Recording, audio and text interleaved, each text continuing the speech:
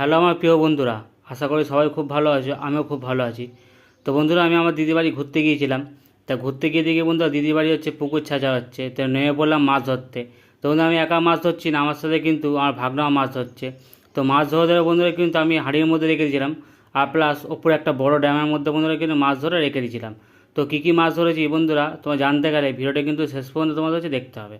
তো মাছ ধরে এই ড্যামের মধ্যে হচ্ছে রেখে দিয়েছিলাম। আর এই মাছগুলো কিন্তু গামলা করে আলাদা করে রেখে দিচ্ছে। এক একটা আলেন্টিকার বন্ধুরা দেখুন সাইজ হচ্ছে বন্ধুরা কত বড়। এক একটা আলেন্টিকার বন্ধুরা প্রায় 400 থেকে 500 গ্রাম হবে, কোনোটা হয়তো বেশি ওজন হবে।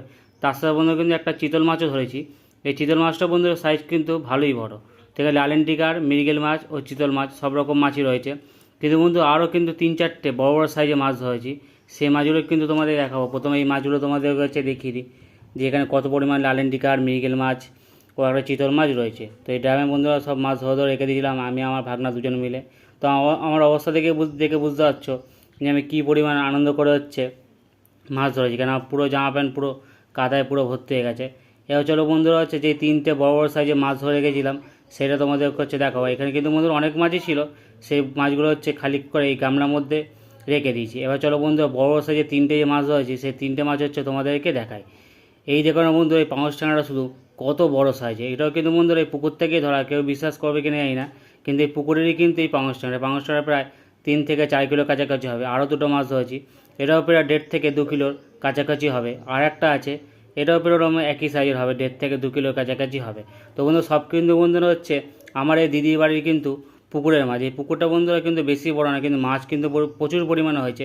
আর সেই মাছগুলো বন্ধুরা হচ্ছে তোমার সাথে শেয়ার করে দেখালাম। তো বন্ধুরা দুটো শিঙি মাছও কিন্তু ধরা হয়েছিল, সেটা তোমাদের কাছে দেখা হয়, ধরেই হাঁড়ির মধ্যে রাখা হচ্ছে। আমার ভাগনা কিন্তু আরও নিচে মাছ ধরার চেষ্টা করছে।